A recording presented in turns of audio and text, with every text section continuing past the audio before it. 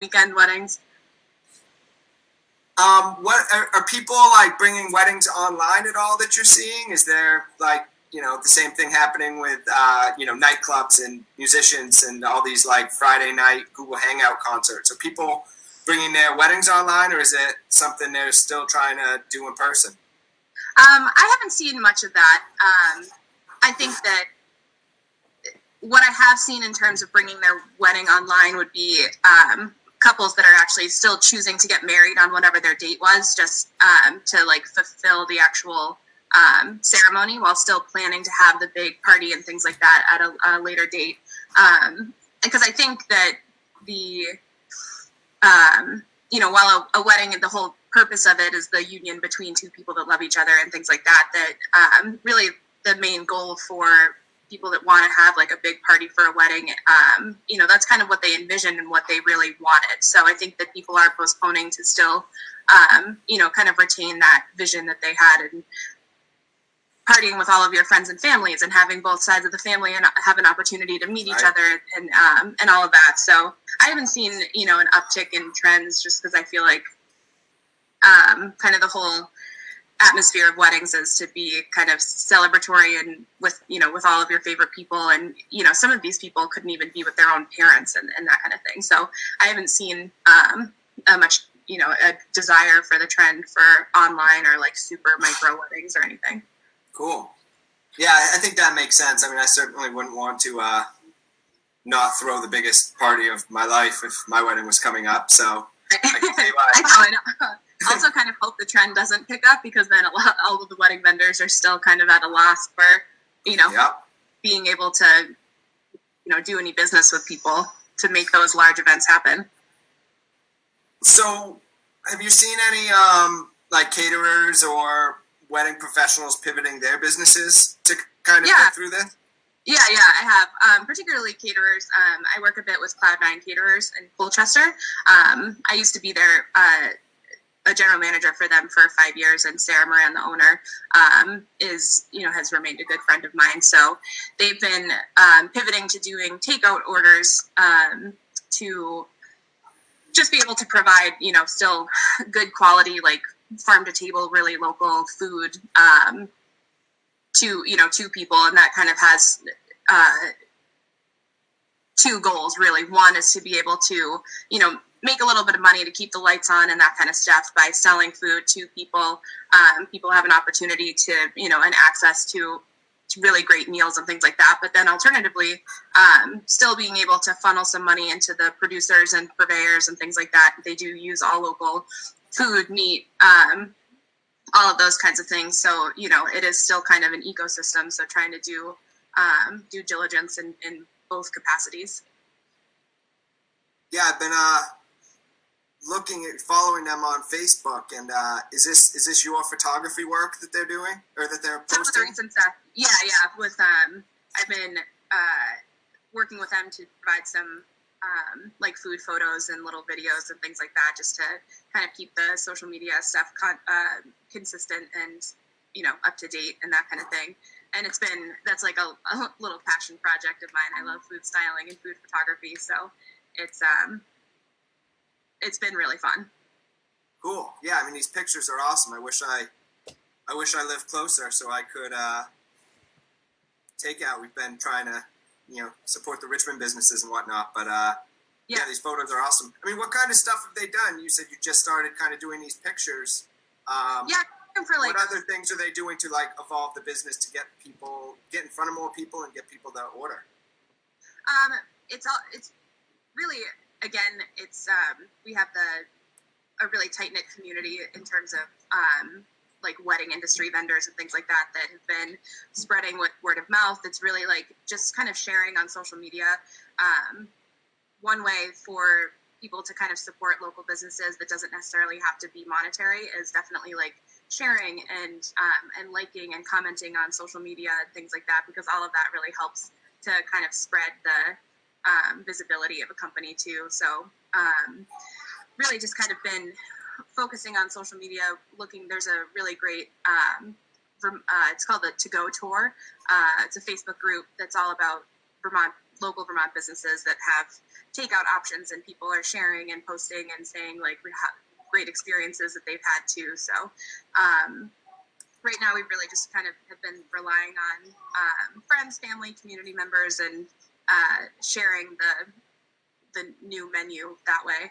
It has definitely presented a challenge, I think, for some businesses that have never been an e-commerce business before, have never done any kind of like takeout or small scale orders. I mean, as a caterer, you're used to getting 250 meals out in 20 minutes, and that's kind of like how you built your business and what you're good at. So doing a takeout business of 40 meals a day or something like that is and then also figuring out how to sell it online and have a really positive like client interface online in that way, and make those systems smooth when you really didn't have any time to do it and have to like really change your business plan and your operations overnight. Has, I'm sure, for all of the food businesses that had not really done much takeout in that way, or there were dine-in businesses, they've all kind of had to adapt really quickly. Right. So is Cloud9 like taking the orders the night before and then preparing the meals, or how are they trying to right-size? They're doing one menu per day, and all of those are posted on their website, which is cloud, the digit 9, and then takeout.com, and Instagram and Facebook. And so they do it this upcoming week is Thursday through Sunday. And so you have until 4 p.m. the night before to get an order in. So you have until 4 p.m. on Wednesday to get Thursday's menu, until 4 p.m. on Thursday to get Friday's menu, and so on. So that way they can get as many orders as they can, but they're preparing everything, so that there's minimizing food waste and all of that kind of stuff, and then being able to fulfill the orders for zero contact curbside pickup or delivery. Are they thinking they're gonna continue this after the plague passes, or?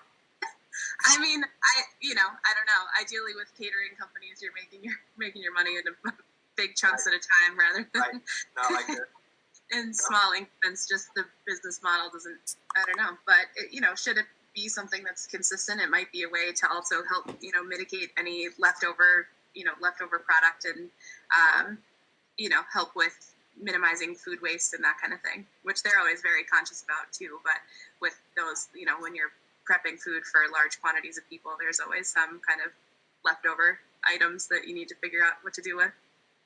I just joined this To Go tour. If you look it up, it's 2-Go-Tour on Facebook. So yeah, I guess I gotta eat some lunch after this. Stomach's growling now. Yeah, that's a fun little group to be a part of. People are kind of just sharing. I mean, also now with the new like cocktails to go and things like that, which I hope that is long beyond the plague is over. Being able to order like scorpion bowls for free and just go and pick it up has been ideal.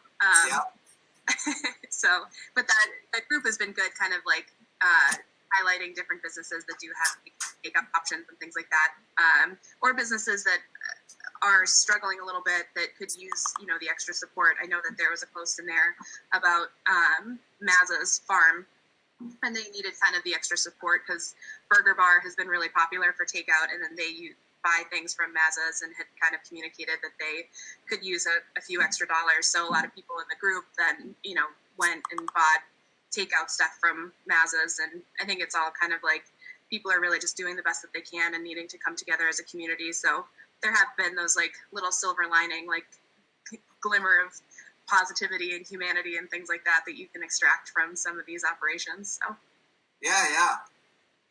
For anyone listening, get out there and buy gift cards from your favorite restaurants, and be able to all get out there after this thing passes and hopefully support all these restaurants and farms and the whole food system through this. Yeah, for sure. So Lindsey, I'm looking at your website, and I notice you have like AdWords going already. So is this website totally new? Did you start this up like in the last 3 weeks? No, I've had that since maybe like last May. It's almost a year old, I think. But yeah, I went on Squarespace and kind of just had to like get something up there and kind of get going, because I had planned on kind of, doing a little bit more of a grand launch, but now by force or by fire, I kind of had to. So I'm glad that I had done some of the framework over the last year to be able to get that up and moving. So walk us through what you were kind of your kind of thought process as you chose a website platform and put this all together. I chose, I was looking at a few different website platforms, and I wanted something that was easy to use, something that I didn't have to spend a ton of time on in the back end anyways. I get overwhelmed personally by too many customization options. I like things to like look the way that I want and be visually appealing and pretty, but I don't want to have to customize every single like tiny thing about a website. Should the opportunity be there where I can pay someone else like you or whatever to actually customize things to a much grander scale, but I wanted something that was more user friendly, a little bit more like drag and drop. So I went with Squarespace, where you can still customize fonts and things like that. And actually Christina helped me, make things look pretty and the way that I wanted. But really, I spent a lot of time just on a Google Doc, like writing up website copy and really just getting a lot of the verbiage together that I wanted. And then I was able to just kind of like copy and paste and then, match it up with a folder of pictures that I had that I thought kind of were representative of my brand anyways. So I did that, and it was easy. And then I was able to send a link before it was public to a few friends and things like that to look over it and proofread and make sure that things made sense. And it's a pretty simple website. There's a few pages of information, and then really the goal there is for clients to at least get to know me a little bit, get to know kind of the services that I offer, and then ultimately reach out to me via web form or phone call. Yeah, when we're selling websites to new clients, I always try to kind of, I'm doing the sales meeting, the first introduction. So my first thing I'm always trying to do is kind of size up what type of website is this? Is this a design challenge? Is this a content challenge? Or is this a functionality challenge? So yeah, yours is clearly design, right? You got to have this really aspirational website that looks really pretty, I think is what you use for a word. But then, also have kind of enough pages so that it gets across, what the business does. So yeah, you did a great job of like keeping this simple and tying in your social media and whatnot. Thanks.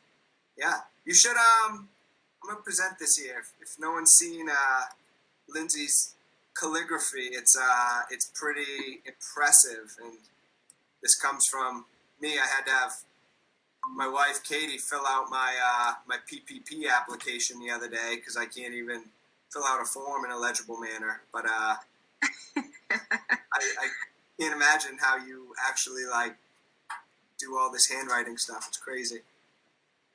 Have you ever thought about making a font with your handwriting, and you could have your own custom font? I haven't. Well, I mean, I kind of thought about it. I have no idea how to like actually go about like making that happen. But that would be really cool to be able to actually turn it into something digital that I could use. That would be great. So when you're doing these like invitations, if I'm trying to invite 100 people to my wedding, are you writing out 100 invitations, or you got some sort of like production process? Usually work like I'll address all of like the invitations and their so like where they're going, but yeah, I'll do them individually. I'll tell you one thing, calligraphy is definitely like a labor of love. It is it can be a little bit tedious, and for me, like art and things like that, I have to really be in the mood for.